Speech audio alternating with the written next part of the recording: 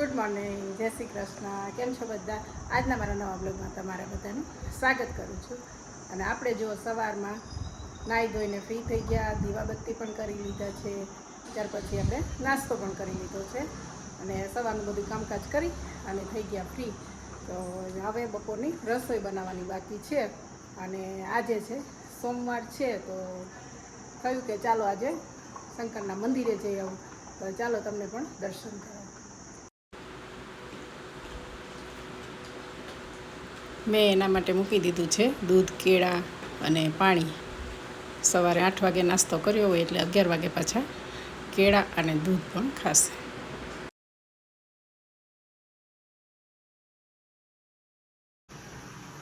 આજે થોડુંક વાદળછાયું વાતાવરણ છે બહાર, પણ બફારો બહુ છે.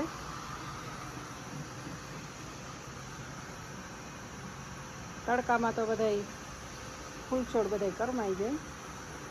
જે તુલસી પણ સરસ થઈ ગયા છે અને આમાં ગુલાબ પણ એટલા સરસ આવ્યા છે.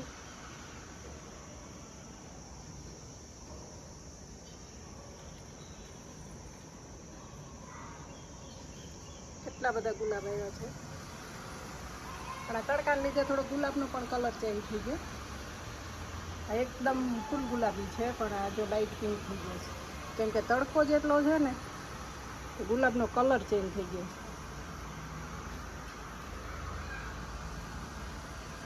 એક સાથે આટલા બધા ગુલાબ આવી ગયા છે.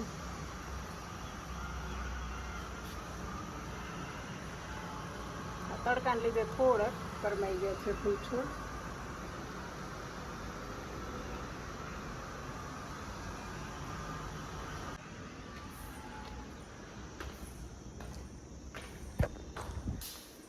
તો ચાલો હું જઈ આવું મંદિરે અને શંકર ભગવાનના દર્શન તમને પણ કરાવું. તમે પણ બધાય મારી સાથે દર્શન કરજો.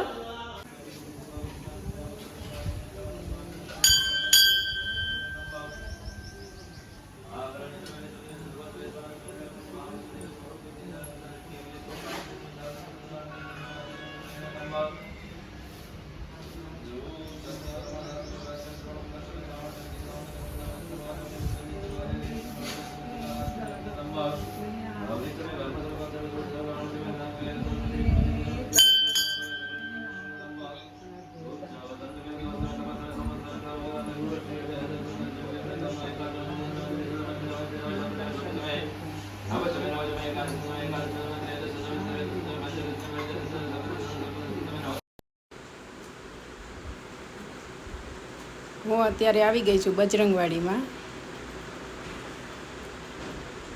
તડકાના લીધે બજારો પણ એટલી સુમસામ હોય છે,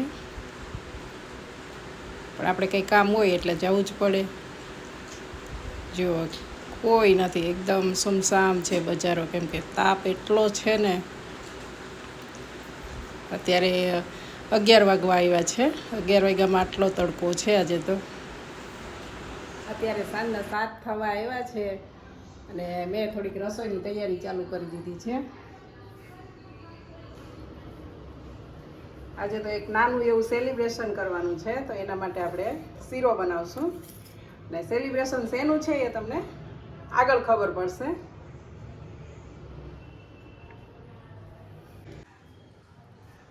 હું આજે શીરો બનાવવાની છું, તો એના માટે આપણે રવો લઈ લીધો છે, ડ્રાયફ્રૂટ છે, એલચી છે, આમાં ઘી છે અને આમાં છે ખાંડ.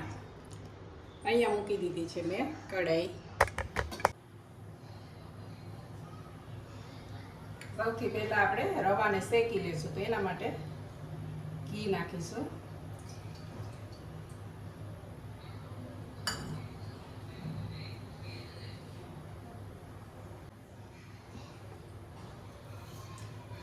ઘી ગરમ થાય પછી નાખશું એમાં રવો. તમને એમ થશે કે રવો બનાવીને કોણ સેલિબ્રેશન કરે, પણ આપણે દેશી રીતે આપણે આજે સરસ એવો રવો બનાવશું. ઘી થોડું ગરમ થઈ ગયું છે, તો એમાં હું રવો નાખી દઉં.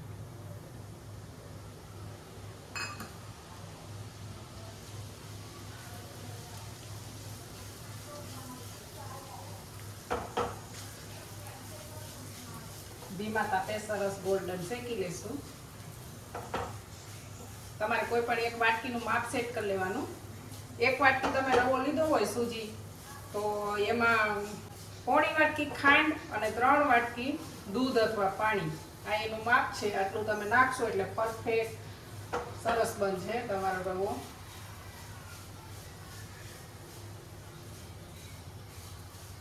ધીમા તાપે સરસ ગોલ્ડન થાય ત્યાં સુધી શેકી લેશું.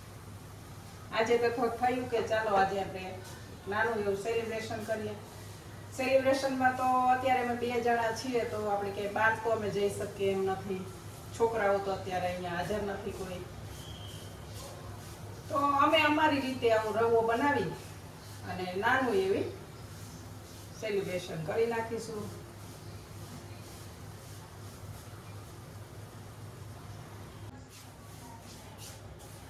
રવો શેકાઈ ગયો છે, ગોલ્ડન બ્રાઉન થઈ ગયો છે, તો હવે હું એમાં દૂધ એડ કરી દઈશ. બહુ કાચો પણ ન રહેવો જોઈએ, બહુ વધારે પણ ન શેકાવવો જોઈએ. આવું સરસ શેકાઈ જાય એટલે એમાં નાખીશું દૂધ. તમારે પાણી નાખો તો પાણી પણ નાખી શકાય, પણ હું દૂધમાં બનાવું.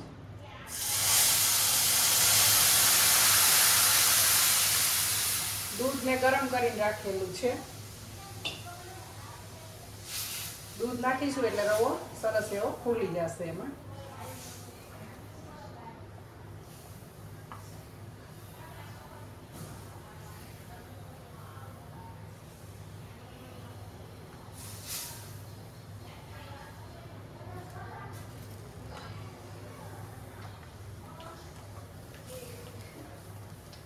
ધીમા તાપે થોડુંક હલાવશું.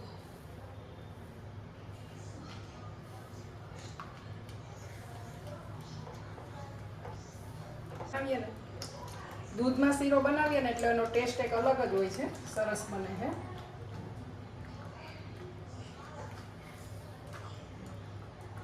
શીરો સરસ એવો ફૂલી ગયો છે. હવે એમાં હું નાખીશ ખાંડ.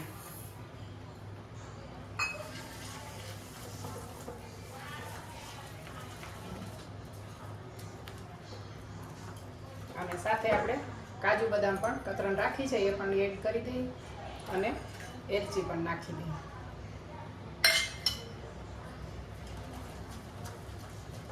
ખાંડ ઓગળે ત્યાં સુધી હલાવશું. એમાંથી ઘી છૂટું પડી જશે.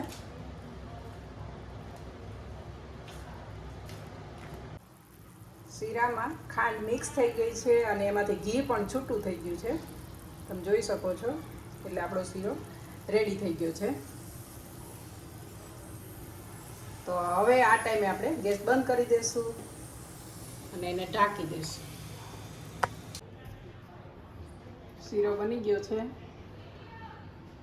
તો વાસણમાં નાખીને આવી રીતે મેં કેકનો શેપ આપી દીધો છે. હવે એને આપણે ગાર્નિશિંગ કરી દઈએ.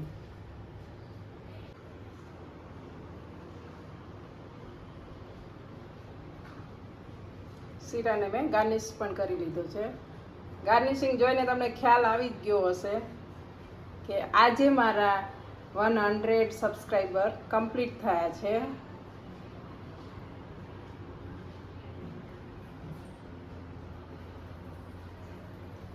તો એની ખુશીમાં આપણે નાનું એવું સેલિબ્રેશન કરી દીધું.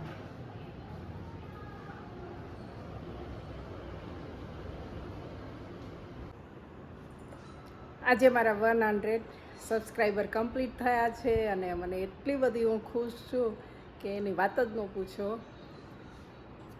આ બધું તમારા સાથ સહકાર અને સપોર્ટથી આ બધું પોસિબલ થયું છે.